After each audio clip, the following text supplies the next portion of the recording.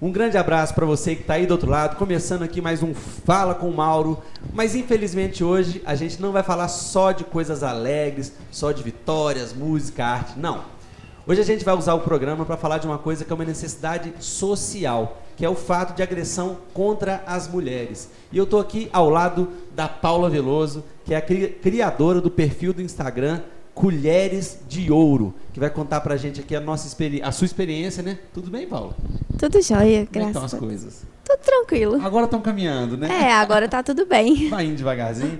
Não esquece, tá chegando ao final a promoção. Quem fala com o Mauro, veste, usa, surf, não deixe de se inscrever. E se aproveitando também, inscreva-se aí no canal, curta, compartilhe, que hoje o papo tá brabo. E olha, eu falei com você antes de começar, desde que eu comecei a gravar o programa, que eu tava querendo te entrevistar. Ah, que honra. Muito obrigada. Paula, que é residente de oftalmologia. Isso. Também conhecida como médica. Quanto tempo você tá faltando para formar agora, Paula? Então, eu tô no último ano, né, da residência e depois ainda tem a subespecialidade ainda demora um pouquinho. Ave Maria, é muito chão, né, cara? É muito. E depois continua estudando e tal. Exatamente. Beleza. A Paula, que fundou o Colheres de Ouro, conta pra galera por que você começou com esse perfil no Instagram.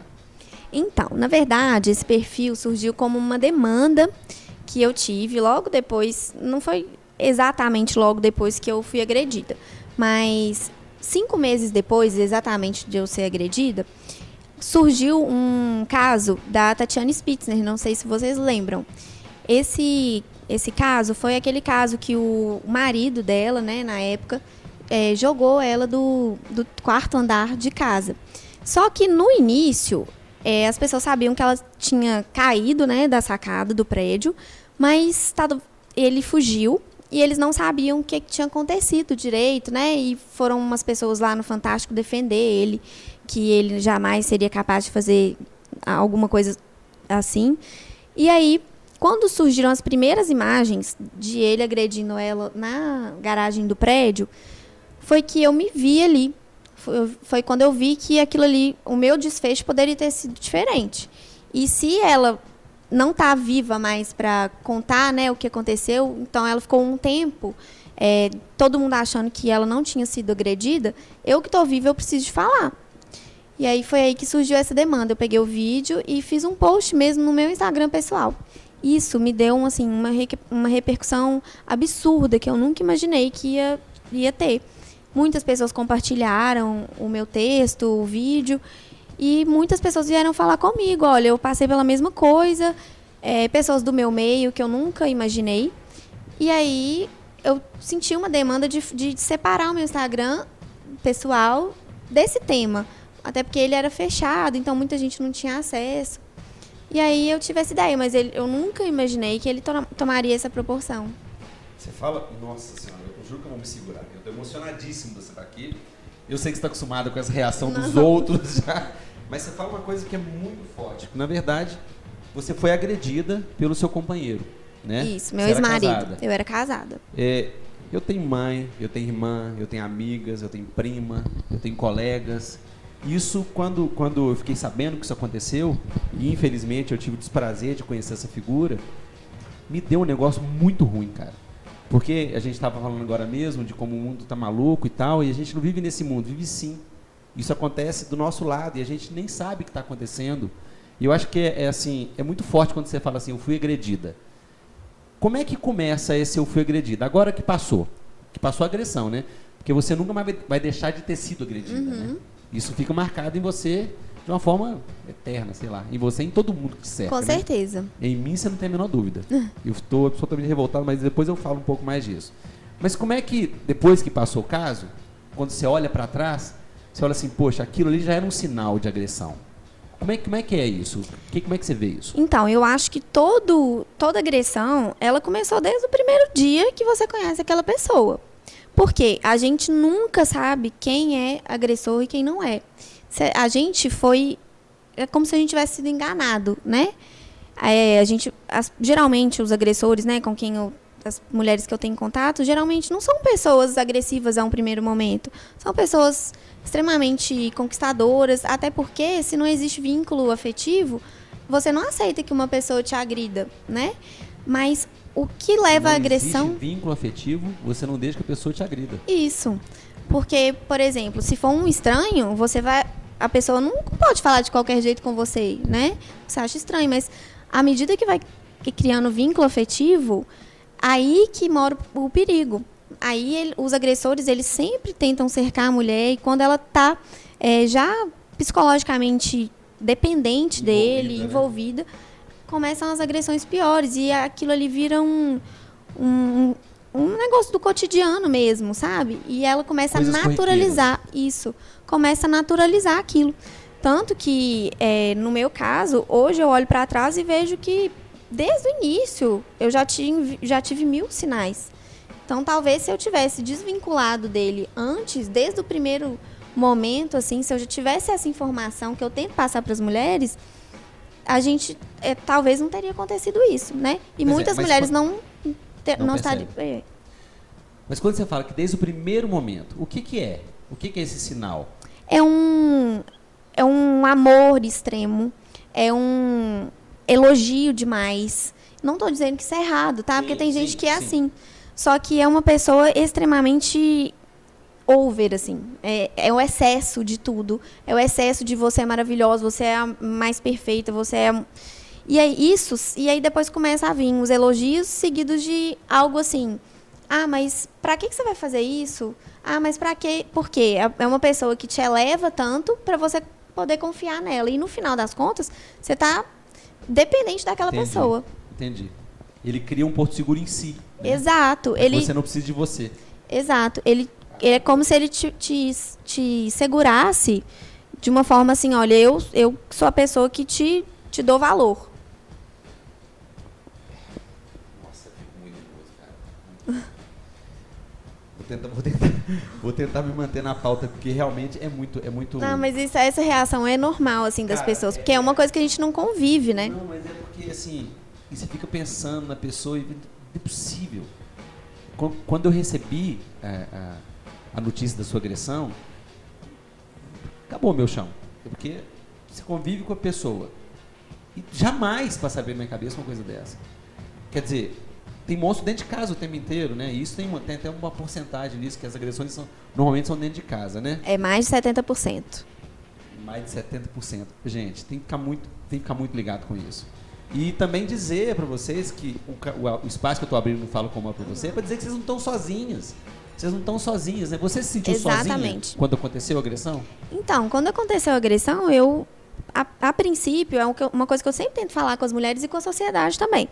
A princípio, a mulher ela não sai daquela agressão achando que ela foi uma vítima, achando que o agressor é um agressor e ela é a vítima. Não sai pensando nisso? Não.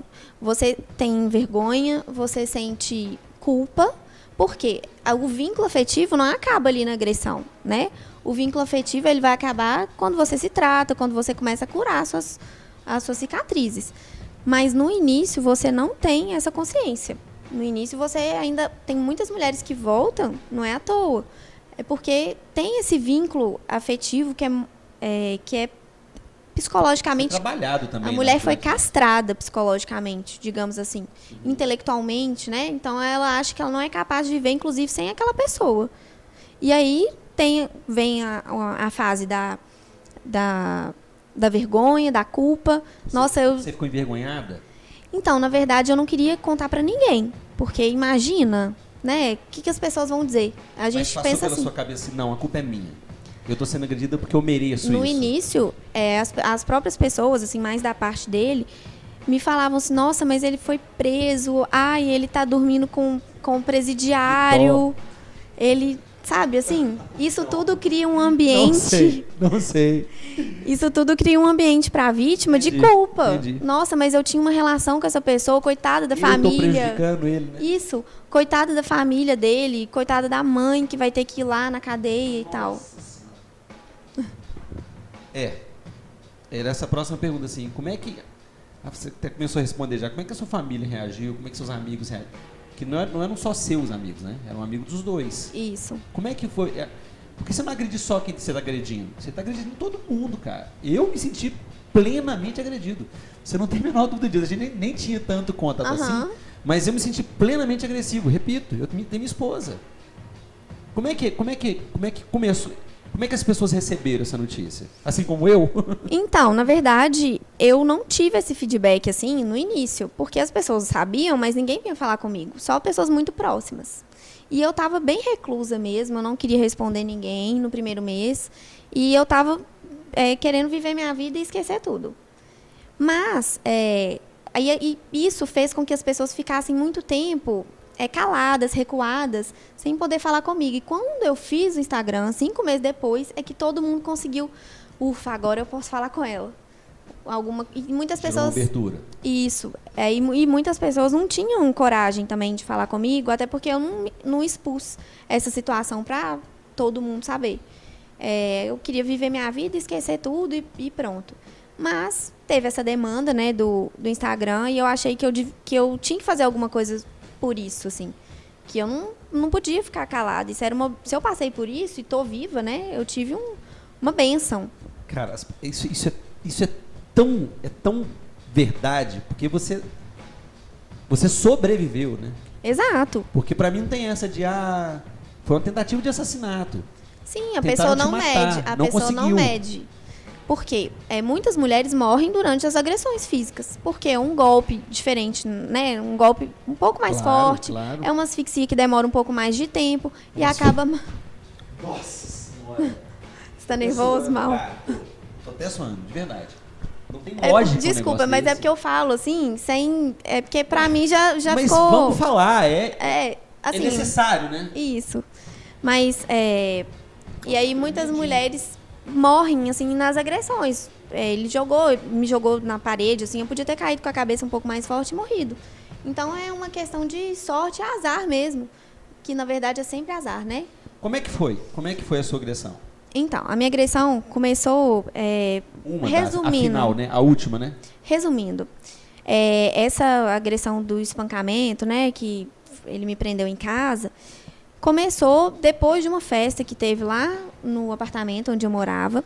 E eles... todo mundo já tinha ido embora e eu estava de plantão no outro dia, 7 horas. E eu fui embora, subi. Só que só tinha ele, o irmão, e que estavam esperando um amigo chegar. Quando eu subi, eu fiquei lá em cima e fui dormir, porque no outro dia eu estava de plantão. Isso era por volta de meia-noite. Quando... Eu não lembro mais ou menos quanto tempo, eu já estava praticamente dormindo. Ele subiu. E começou a tentar me beijar, acender a luz e começou a perguntar um monte de coisa. Cadê isso, cadê aquilo? Eu falei, olha, eu preciso de dormir, que amanhã eu tenho plantão. E aí, ele, de repente, começou a me agredir. De repente. E aí, ele começou a me dar uns tapas, me pegava pelo cabelo. A minha primeira reação foi sair. Peguei minha cachorrinha e saí pela porta. Só que aí ele trancou. Ele me puxou e trancou a porta e escondeu as chaves. E eu comecei a gritar muito para pedir ajuda. Eu abri a janela, só que aí quanto mais eu gritava, mais ele me agredia. Ele me deu um soco no olho, que quando eu me olhei no espelho, eu fiquei assim... Meu Deus, Aí, quando ele me deu um soco nesse olho aqui, eu olhei no espelho e eu falei, quebrou. E eu senti o estralo. Eu falei, quebrou. E eu não sabia se eu estava enxergando dele mais. Teve 3 momentos que ele prendeu assim meu pescoço e eu perdi a consciência por alguns segundos. Teve uns momentos que eu morri, desisto, eu não tinha força mais, eu gritava e isso pra mim já tinha horas e ninguém me socorria. E eu ficava, tudo que eu pensava nessa hora, em todas as entrevistas eu falo isso, tudo que eu pensava era que eu precisava de um vizinho ali. Só que eu não sabia que os meus vizinhos já tinham chamado a polícia. E o que eu pensava assim, gente, eu consigo escutar o celular vibrando do vizinho e como que eles não estão me escutando, né? E aí aí ele me trancou tudo depois de horas. Ele trancou tudo e me trancou dentro do quarto com ele. Horas é horas mesmo? Horas. Isso parece que foi horas? Não, isso foi até umas 4 da manhã, segundo os meus vizinhos. 3, 4 horas. E aí, isso começou meia-noite, né? E teve alguns vizinhos que tentaram ir lá na porta. Começaram a chamar ele, só que também eles estavam receosos dele fazer alguma coisa comigo. E aí, quando ficou silêncio, Uma vizinha minha até ficou com muito medo, assim, de ter acontecido alguma coisa. E aí ele se trancou no quarto comigo, trancou o quarto, trancou a porta do corredor e a do apartamento e escondeu as chaves. Isso ele já tinha pegado meu celular, né? Óbvio. E aí ficou assim. E o meu maior medo, assim, era ele acordar de madrugada. Então eu fiquei quieta, assim. Quando amanheceu o dia, que eu falei, olha, agora as pessoas estão acordadas. Agora elas vão me ouvir. Aí eu levantei, engatinhei do outro lado da cama para pegar o meu celular que ele tinha colocado no criado dele. E aí eu peguei o meu celular, entrei pro closet e liguei o celular. Só que desde umas 4, 5 horas da manhã, algumas pessoas tinham mandado mensagem para minha irmã. E a própria irmã dele também mandou mensagem para minha irmã. Ele tem irmã? Tem. Uma irmã e um irmão. Aí a própria irmã dele mandou a mensagem para minha irmã, falando que estava acontecendo alguma coisa, só que ela não falou a gravidade do que estava acontecendo. Tanto que a minha irmã não foi lá. Se ela tivesse contado a gravidade, a minha irmã nunca ia imaginar que eu tivesse apanhado. Porque ele era uma pessoa totalmente, né? E aí ela nunca imaginou. Então as pessoas perguntam, por que sua irmã não foi? Porque ela não sabia a gravidade do que estava acontecendo. E ela que ela ficou sem dormir até esse horário e mandando mensagem, tentando me ligar. Assim que eu abri o celular, eu falei que ele tinha me espancado, que eu estava presa dentro de casa para ela não ir sozinha. Aí eles começaram a ligar para a polícia, ligaram muitas vezes. E aí chegou 2 carros. Por que a polícia não foi à noite? Porque eles estavam com viaturas reduzidas e de plantão e tudo mais. Então, de manhã, foram 2 viaturas. Minha mãe ligou para os pais dele, para ir todo mundo junto, porque depois ainda iam falar, né, que tinha acontecido nada. Então, todo mundo presenciou a cena. Aí a polícia subiu e aí eu desci. Aí eu fui para o hospital. Aí a minha irmã, a reação dela foi... A minha mãe, a sorte... O meu pai também não estava lá, porque o meu pai não mora em BH. Aí ele já tinham ligado para ele já estava vindo. E aí a reação da minha mãe e da minha irmã é querer, né? É de agressividade mesmo. É isso mesmo. É a vontade. E as pessoas... E a família dele também estava lá. E todo mundo ficou daquele estado, assim. E aí eu fui pro hospital, delegacia, aquela coisa toda. Ele foi preso? Foi. Já foi julgado? Já Não. Ele ficou 2 dias preso na época. Usou tornozeleira por 120 dias. E agora a gente está na fase final do processo de julgamento. Aí agora falta só a fase final da juíza mesmo. Mas ainda eu acho que demora um pouco, porque tem a fase de, né, não sei se eles vão recorrer, ou até a gente. Vão recorrer. E vocês também, né? Podem recorrer. Ou a gente, não sei. Porque, na verdade, assim, isso não tem a ver com fragilidade, né, cara? Não é isso. É uma relação que ela dá esses sinais que você começou a falar no início. Eu acho que é uma fragilidade, mas é emocional. Não uma fragilidade no sentido da pessoa ser forte ou, né? Isso, é disso que eu tô falando. Não é uma questão de força, de ser frágil. Uhum. Eu tô dizendo porque eu entrevistei aqui uma lutadora de Isso. Muay Thai que foi agredida. Mas ela, emocionalmente, ela estava frágil. Isso. Com certeza. Isso. Mas não é porque você é pequenininha. Não, eu entendi. Não é isso. Não. O doente é o que está do outro lado. Não é quem está sendo agredido. Até porque... Não é culpa de quem está sendo agredido. Eu jamais, nunca imaginei que eu fosse passar por isso, e eu nunca imaginei eu agredindo alguém, entendeu? Então eu não tenho essa reação, tanto que depois eu entrei no Krav Maga pra isso. Entrou? Porque a gente não... Eu tô até parada um tempo. Você muito bem. Mas eu pretendo voltar agora. E tem muitos projetos, inclusive, que tem o projeto delas em Sete Lagoas, que eles dão aulas de defesa pessoal para mulheres de graça. E eu acho isso muito bacana, porque a gente nunca... Qual que é o grupo? Chama Delas. Delas. Isso. Fica de olho aí. Delas. Vai estar um link aí embaixo na descrição para você procurar. Depois eu coloco Mas o Instagram deles. Você acha que se você tivesse feito Krav Maga antes, ia fazer diferença na hora da agressão? Talvez sim. Não sei se essa pergunta é idiota, mas... Talvez sim. Porque ele é muito mais forte que você. Não, mas não tem a ver com força.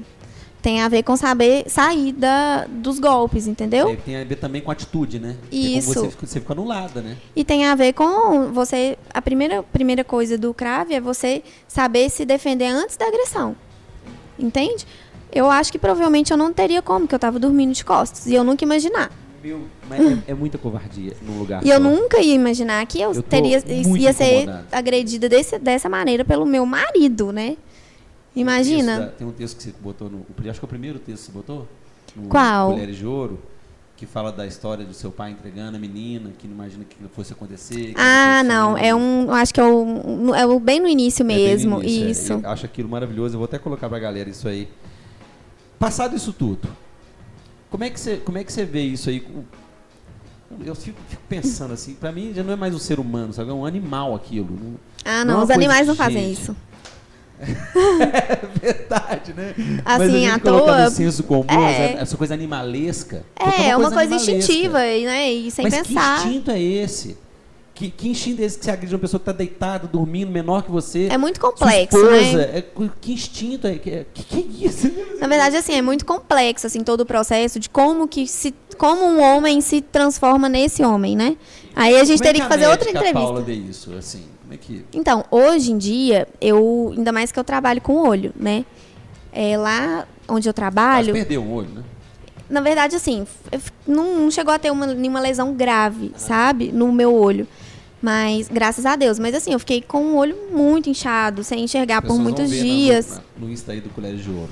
Isso. E a foto que tem no Insta é o meu olho no primeiro dia. Eu não mostrei ele depois, né? Quando incha. Que piora? Com certeza. Porque Claro, depois né? fica muito pior, né? Aquilo é no Mas dia. você tem foto desse depois? Tem. Depois você me mostra isso aí.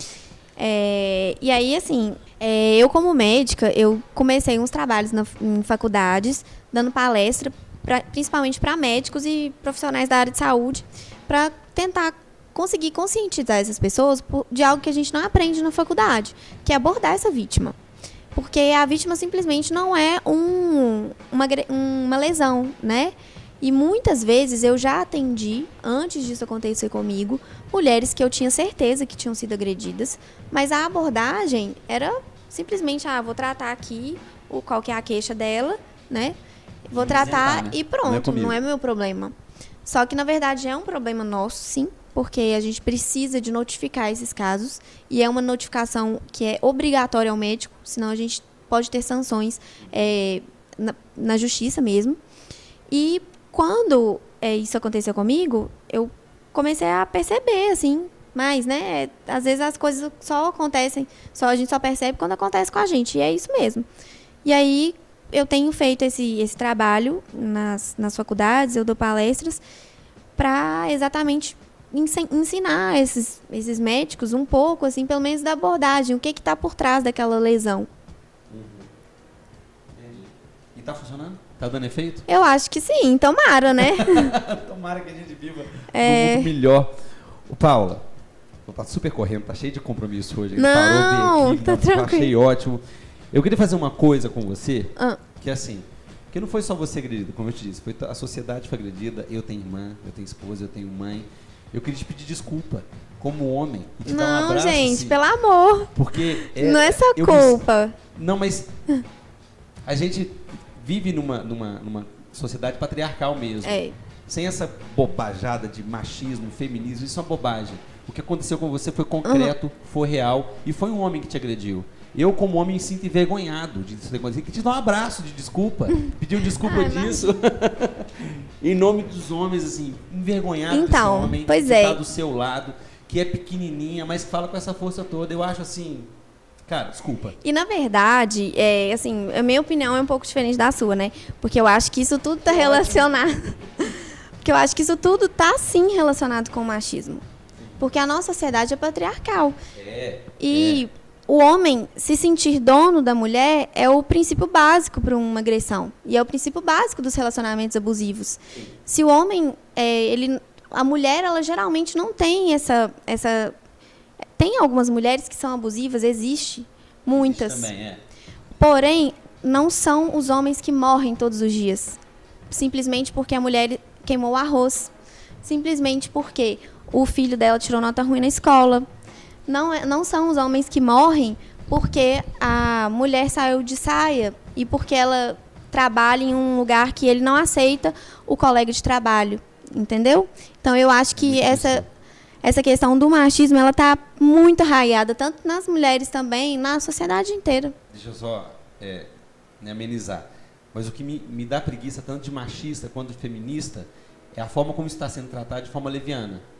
Isso existe, como eu disse, é uma sociedade patriarcal, o machismo existe, o feminismo existe, essas covardias existem. Só que está sendo banalizado. As coisas estão sendo banalizadas. E o seu fato é um fato concreto. Sim. De uma agressão, uma mulher que foi agredida por um homem. Isso não tem a ver com feminismo ou machismo. Tem a ver com a doença do outro lado, com esse... Sei lá, não sei. Não, eu entendi o que você está falando. Assim, não é desmerecer. Não, eu entendi. Eu não gosto da banalização. Não, é muito sério. Eu entendo, mas eu entendo o que você está dizendo. Eu estou dizendo exatamente que as coisas acontecem, têm acontecido tão banais. Porque historicamente isso é assim. Porque historicamente é assim. E hoje, eles me perguntaram esses dias no SBT se eu achava que as denúncias estavam aumentando porque as agressões aumentavam ou porque as mulheres estavam denunciando mais. Eu acho que é os dois. Por quê? Porque as mulheres têm mais acesso à denúncia, a gente tem mais consciência que isso não é normal. Você está tendo mais denúncia. E assim, eu espero estar contribuindo um pouco com isso, né? E a gente sabe que as denúncias não eram, né, consideradas. Há 12 anos atrás não tinha Maria da Penha, 13, né, que esse ano fez. E, ao mesmo tempo, as mulheres elas estão começando a querer mais espaço dentro de casa, debater mais. E talvez isso tenha deixado os homens mais irritados, digamos assim. Entendi. Então, são as duas coisas. Eu acho que e nenhum dos números é para se comemorar, né? Não é para comemorar. Mas eu ainda continuo achando que não aumentou. Vocês passaram a ter voz. Graças a esse tipo de atitude sua, assim, que é de uma coragem absurda, né? Você botar a sua cara na frente e falar, eu fui agredida, não fica calada, cara. Se liga, tem um monte de gente para te abraçar, te pedir desculpa também e tal. Mas é verdade, assim, eu acho que é bem por aí. As agressões acontecem ad eterno, desde que a humanidade é humanidade, por causa desses argumentos que você falou, de queimou arroz, o vídeo não... É tão absurdo isso para E são fatos que são conhecidos, tá? Agora. E isso daí, os motivos que eu te disse, são os motivos que eles contam à justiça. E eu não estou mentindo. É o argumento para a justiça. De novo, desculpa em nome dos homens, assim, homem de verdade. Isso é homem de verdade, não. Homem que bate em mulher não é homem de verdade, não. Você está fingindo de homem. Covarde. Desculpa em nome dos homens. Foi uma entrevista difícil essa aqui pra mim. Porque eu sou cercado por mulher, eu sou mulher o tempo inteiro. Muito obrigado por ter vindo. Imagina, parabéns, eu que agradeço o espaço pra gente poder falar sobre isso. E a gente precisa de muito espaço, né? E as pessoas, já tá cansando. É pra cansar mesmo, é pra falar até a hora que as pessoas começam a não aceitar esses homens na sociedade. Porque uma vez que esse homem comete um crime e ele vive uma vida normal, e como se nada tivesse acontecido, a justiça não vai caminhar, entendeu? Uma vez que a sociedade começa... você não é digno. Uma vez que a sociedade começa a se posicionar com relação a esses casos, vão ter menos mulheres mortas, com certeza. Termino o programa hoje absolutamente emocionado com a presença da Paula aqui, que é uma mulher forte, sem mimimi, com uma página que você tem que seguir, divulgar, as pessoas têm que aparecer e falar abertamente sobre isso, como ela fala, né? Eu estava muito preocupado se eu podia falar alguma coisa. Falei, não, pode falar o que você quiser, cara, não tem problema não. E é isso aí, parabéns de novo. Obrigada, sucesso para você, saúde, galera, um grande abraço. Tchau.